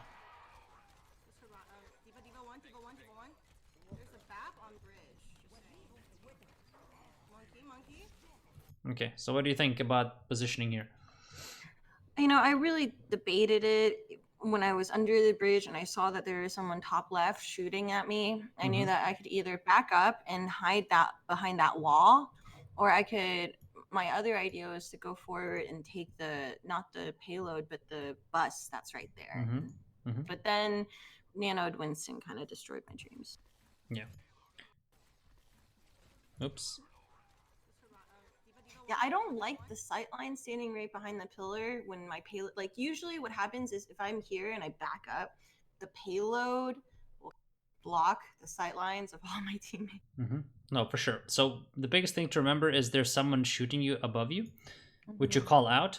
So it's completely fine for you to kind of take a position here, but it's going to be very risky for you to cross over there. Like, you guys already sort of have the advantage here. You have a lot of pressure on. You don't have to do anything fancy. You just have to play to survive. And if you play here, well, Batiste can't shoot you. No one else can shoot you unless they're there. But even if they're there, you have easy cover behind the payload, and you can only get shot from one angle, and it's a lot easier for you to pay attention to where you're gonna get shot from, right? Yeah, I should have just hugged the payload. Yeah. You don't have to get super greedy to shoot back in. As soon as you see the nano, that's your kiting path. Because when you start kiting this way, now you can get shot from there. Yeah. Monkey's gonna focus you, and you can get shot from there while you're crossing. Right. So in this kind of a mid-fight scenario, you can really make that rotation.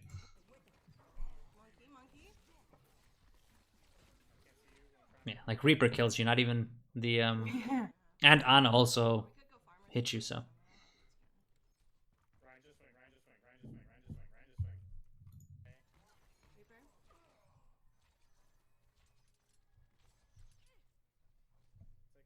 I don't know what to tell him. Yeah, I always go in sometimes with an idea of where, like, which spots I like, but I need to work on reading the actual fight. yeah, because mid-fight you will often have to reposition based on the situation.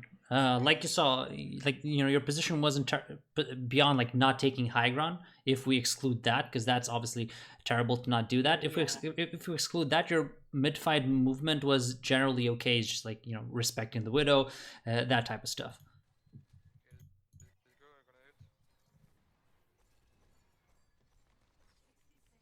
Genji on me behind. Genji discorded.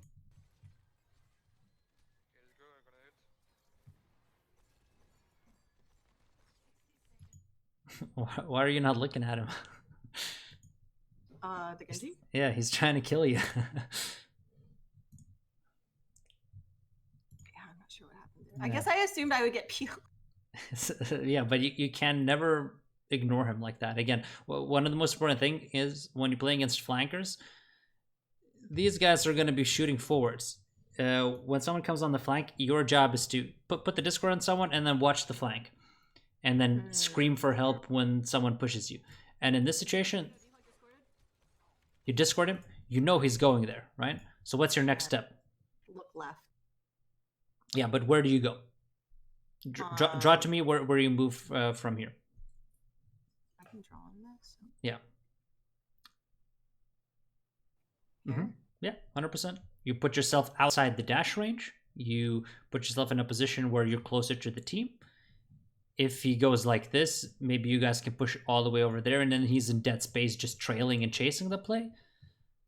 If he pushes you again, like you see him come, he goes this way, you discord him, maybe you hit a shot, he has to dash back, he's completely useless and he's wasting his life away. If he tries to commit to you, he will never be able to dash you, you will be able to call in time, you'll be able to get like 3 or 4 shots on him before he closes that distance, and you know that he's there. So unless someone goes and clears him and makes him go that way, you are not allowed to take this space, right?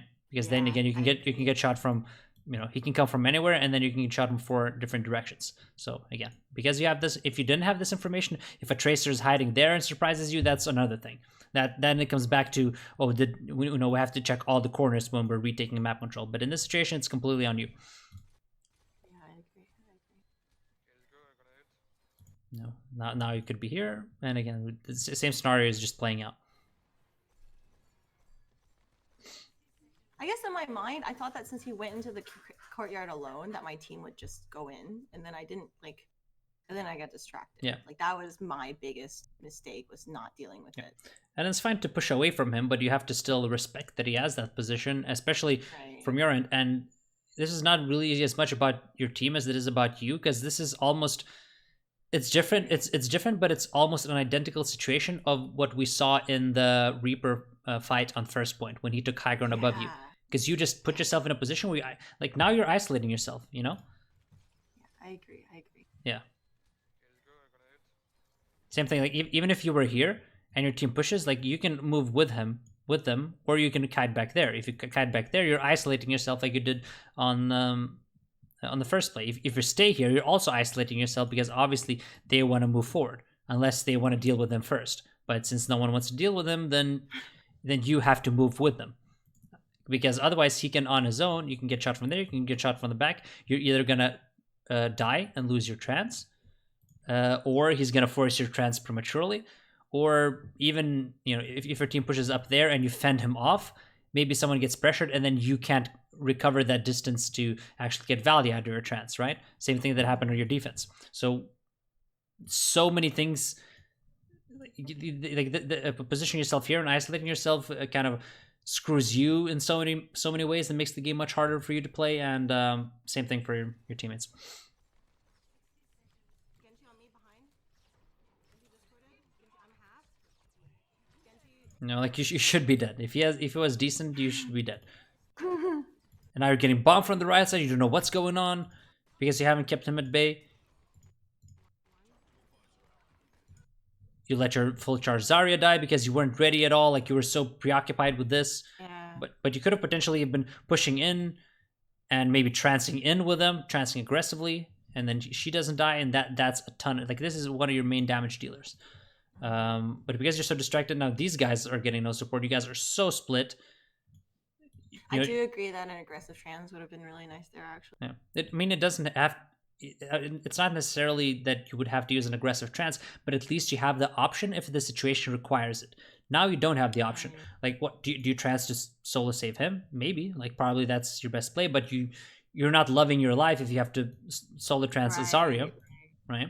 That's not maximum value. And then maybe even if you save her, maybe these guys die because you can't recover that distance, or maybe you save the Zarya, you try to recover there when they're taking pressure, and then she's out of position as well, and then they can still kill her.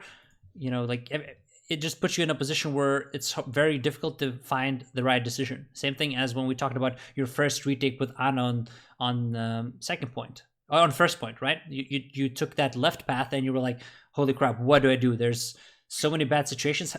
How do I put out all of these fires? And because you don't have the correct positioning, you can't put out any of them. And same thing here. You can't save this. You're dealing with this because they have to deal with that. There's just so many fires going on now, and like you guys have lost complete control of this fight now. Now he's getting low. Do you get like you have no idea what's going on? You don't know whether he got booped and he can survive for you to close that distance and trance him, or if he's getting pushed and he's already getting sandwiched and you will push there and it's just going to be a waste of a trance, right? It's completely impossible with this information because how you played pre-fight to make the correct decision. You pretty much have to gamble. Like this is almost the last fight. Can we win it? Is it winnable? Is it not? Oh, he just got a kill. Well, if he got a kill, this is winnable. Let me try and save Reinhardt, but maybe he dies before you get there, and it's just, But now, like he survived. But maybe if he was stuck there and was getting pushed, you get into these tricky situations. Instead, you panic. Yeah, yeah, that was bad. But I think that is sparked not because you were like, oh, Winston's gonna kill me. I think it's sparked from the fact all of this chaos has put your brain in overload. Yeah. Because absolutely. You're just like, oh, I'm getting pushed. Because if I'm you, oh shit, do I need to trance here? I don't know. Just pushing me. Help me. Do I need to trance? No. Oh, bombs. Do I need to trance now? I don't know. Oh shit, Cyrus, do I need to trance now? Oh no. Like, oh, it's Randerslaw. Do I need to trance now? Right? And you don't have the correct information to make any of those decisions, but my brain would be in overload here too. Like, I would almost certainly, with this type of positioning, kind of make a bad decision on the trance. And now, like, this just puts you over the top. But this isn't why the mistake is made. I don't think, at least.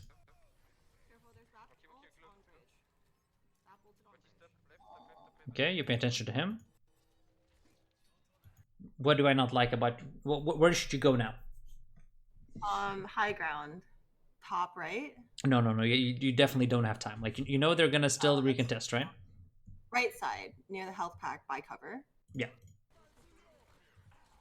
Perfect. So, like, I would probably strafe around that middle column, the thin column, so I could fall back to the health pack if I needed to. No. You never want to fall back to them because you just... This is the thing. What you have to consider is this is the fight for the checkpoint. So they're going to have to probably commit a lot of abilities to just contest the checkpoint. And they can never leave the checkpoint.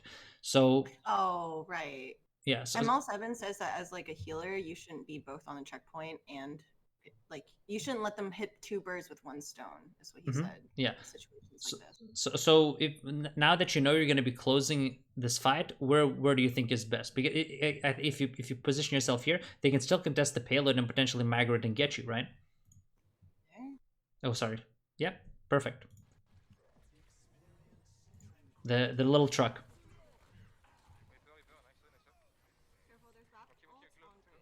Babbled on bridge. You know you have to respect that, because now you can't really migrate there. I And should have rotated here. Yeah. yeah, but no, this is the thing. You can't make this rotation until you know that the Baptiste is gone, because he can solo kill you while you're making this rotation, True. right?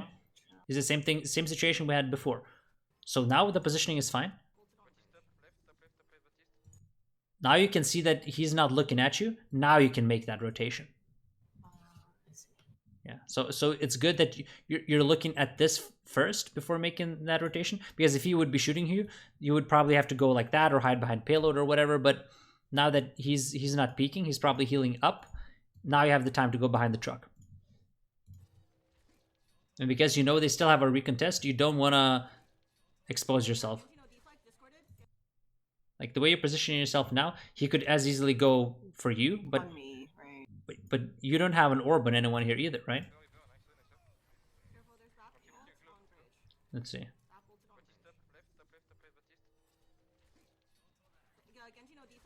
Yeah, well, you have it on Reaper there, but again, from further back, from the truck, you would be able to judge this fight much better.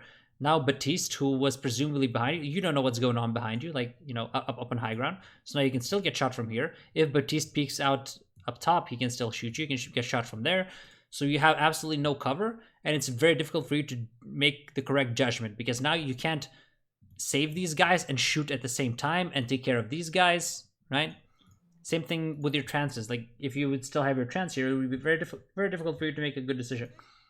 Because you don't want a solo Genji to force your trance. Say you still had your trance, maybe you would have panicked trance to save this, you know? But if you're here, you can make a much better decision.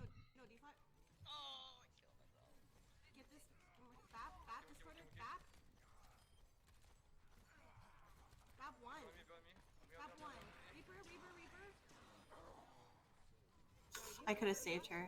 Yeah. Saved my Ana. Yeah. And if you were in that position, you would have seen everyone, right? And she would have already had orb. If you were in that position, or even your position now, you know, you see her pushing, you can probably replace the orb, right? But now your distance is pretty good, because you can see everything and you can make better decisions. That was a very bad position. This is a lot better. The truck is also good because you have natural cover. When you're winning the fight, you have a lot more freedom to move forward or sideways or yeah, like you have a lot more freedom to move, because then there's not as many threats to you, because these guys just have to pretty much suicide and throw their bodies on point. But at least like now you're seeing everything and you can make better decisions. So I misread the situation because I didn't pay attention enough to the kill feed. So I didn't have a good idea about how fast they would be able to recontest. So I assumed wrongly that we would be able, if we had 3 on, that we could push it. And I realized too late. I didn't react fast enough when they actually came on the point, and I realized that I was wrong. Yeah, and even if that's the case, even if you guys can just 3-stack and push it to the checkpoint, you shouldn't be the one that's 3-stacking it. All the other players should be. The supporters should be a little further back, ideally, unless everyone is dead, and you know you have to do that.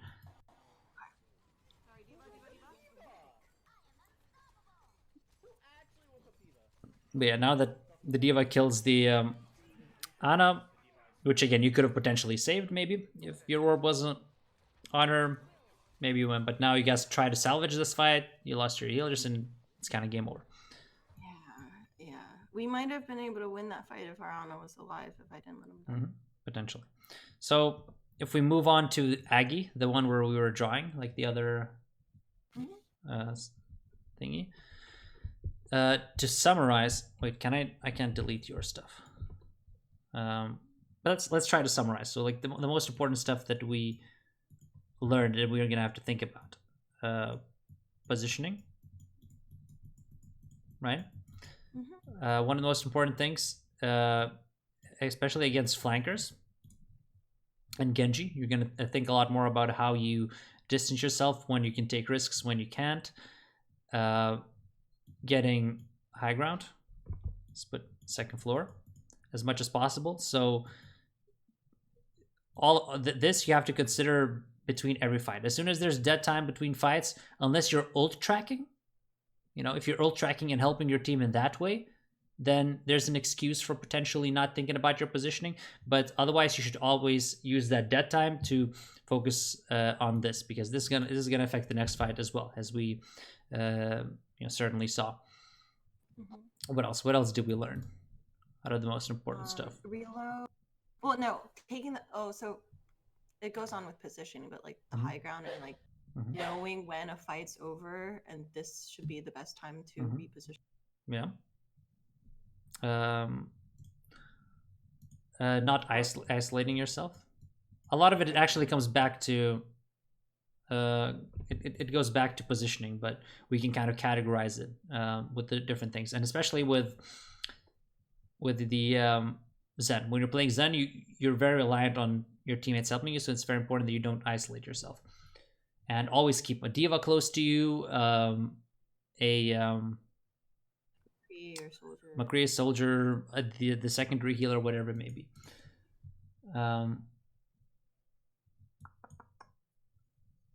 For Ana, nade usage. Right. Make sure you're a little more proactive. You look for aggressive nades, and you look to try and hit more than one person.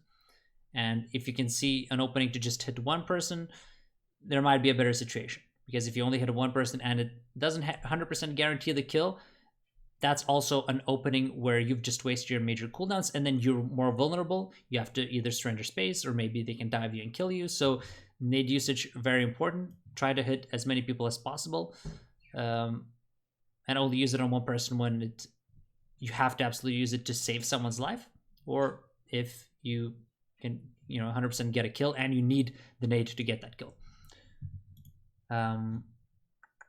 With the sleeps, do not rush them. Again,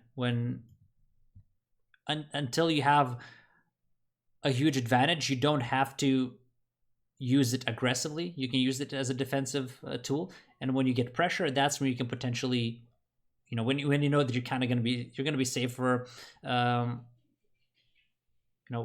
next 5 to 10 seconds, and you can get it back off cooldown. That's when you can look for it aggressively. What else do we have? I think we just covered a lot of small stuff, but I think this is mostly what it kind of came down to in terms of positioning. And I think the biggest thing that is going to help you is considering this between fights, because this will take you out of a lot of bad situations, I think.